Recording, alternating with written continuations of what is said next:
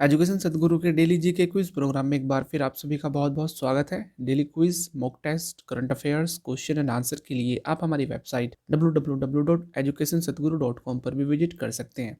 तो चलिए दोस्तों, आज के सेशन की शुरुआत कल के अभ्यास प्रश्न से करेंगे। कल हमने आपसे अभ्यास प्रश्न में पूछा था कि भारत के सबसे बड़े सुपर कंप्यूटर का क्या नाम है। ऑप्शन ए परमसिद्ध, बी प्रत्यूष, सी मिहिर या फिर डी परम शिवाय। इस प्रश्न का सही आंसर है ऑप्शन ए यानी परमसिद्ध। हाल ही में सीडैक यानी centre for development of advance computing ने भारत के सबसे बड़े HPCI AI कंप्यूटर परमसिद्ध AI को कमीशन किया है। आपको बता दें कि HPCAI का पूरा नाम high performance computing and artificial intelligence है और यह विज्ञान प्रौद्योगिकी के क्षेत्र में शोध और खोज में मदद करेगा। चलिए आज का पहला प्रश्न देख लेते हैं कि हाल ही में अमेरिका के नए राष्ट्रपति बने जो बाइडेन कौन से राष्ट्रपति बने हैं। ऑप्शन ए 44वें, बी 45वें, सी 46वें या फिर डी 47वें। इस प्रश्न का सही आंसर है ऑप्शन सी यानी 46वें। हाल ही में Joseph Robert Biden junior Donald Trump को हराकर अमेरिका के 46वें राष्ट्रपति बने हैं। आपको बता दें कि इसके साथ ही बाइडेन अमेरिकी इतिहास के सबसे ज़्यादा उम्र के राष्ट्रपति भी बन गए हैं। आपको बता देते कि उन्होंने राष्ट्रपति चुनाव में 290 चुनावी वोट हासिल किए थे। इसके अलावा उनका कहना है कि वह कोविड-19, अर्थव्यवस्था, जलवायु परिवर्तन और प्रणालीगत नस्लवाद पर कार्यवाही भी करेंगे। चलिए अगला प्रश्न देख लेते हैं कि निम्नलिखित में से कौन प्रथम भारतीय मूल की महिला अमेरिका की उपराष्ट्रपति बनी है। Option A Nikki Haley, B Priyanka Radhakrishnan, C Geeta David या फिर डी कमला हैरिस। इस प्रश्न का सही आंसर है ऑप्शन डी यानी कमला हैरिस।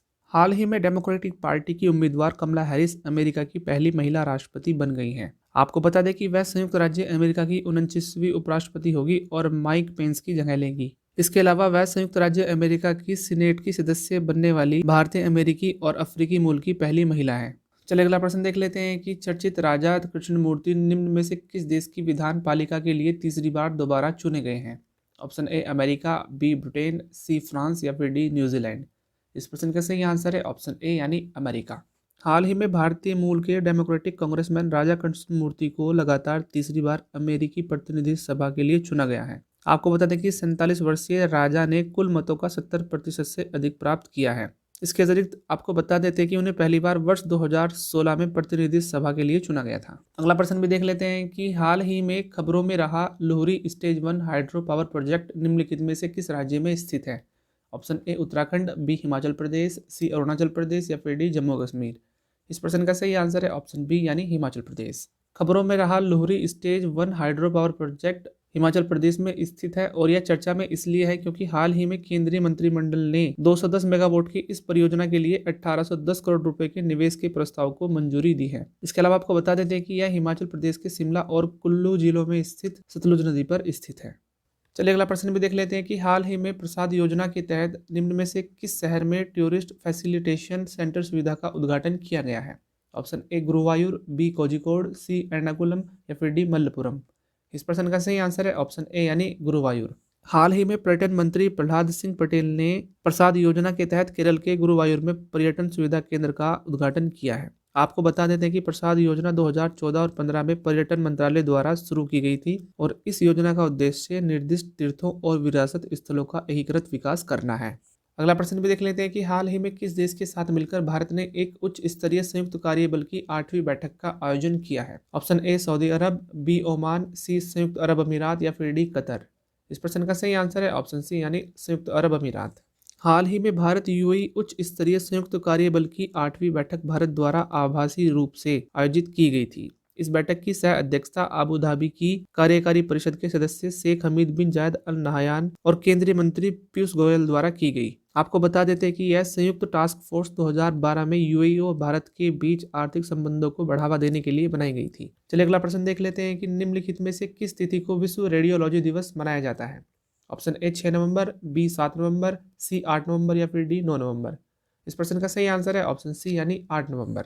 रेडियोलॉजी अनुसंधान, निदान और उपचार के मूल्य के बारे में जागरूकता लाने के लिए प्रत्येक वर्ष 8 नवंबर को विश्व रेडियोलॉजी दिवस मनाया जाता है। आपको बता दें कि यह 8 नवंबर 1895 को विल्हेम कॉनराड अरोंजेट द्वारा एक्सरे की खोज की सालगिरह के उपलक्ष्य में मनाया जाता है और इसे वर्ष 2012 में पहली बार मनाया गया था।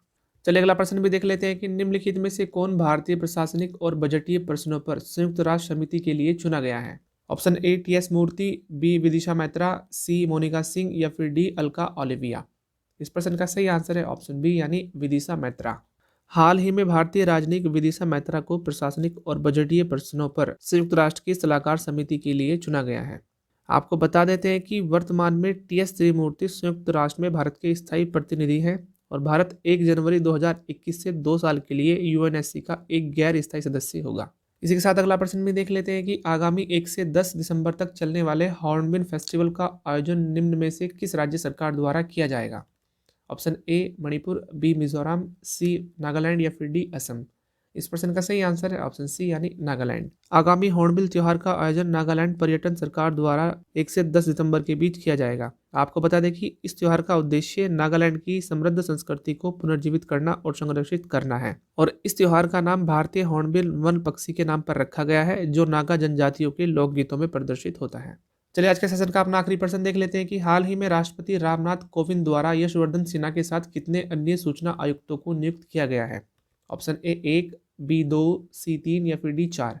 इस प्रश्न का सही आंसर है ऑप्शन सी यानी 3।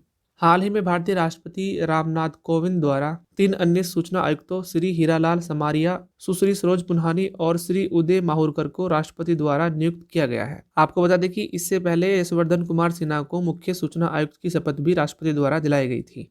चलिए आज का अभ्यास प्रश्न भी देख लेते हैं कि हाल ही में जारी नए आंकड़ों के अनुसार भारत का विदेशी मुद्रा भंडार विश्व का कौन सा सबसे बड़ा भंडार है? ऑप्शन ए तीसरा, बी चौथा, सी पांचवा या फिर डी छठा।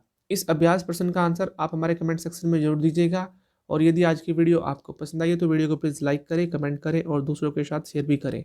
और अगर आप पहली बार इस चैनल पर विजिट कर रहे हैं तो चैनल को सब्सक्राइब करना बिल्कुल भी मत भूलें और बेल आइकन को जरूर दबाएं ताकि आने वाली नई वीडियो की नोटिफिकेशन सबसे पहले आप ही के पास हो। तब तक के लिए आप इस चैनल पर लगातार बने रहिए।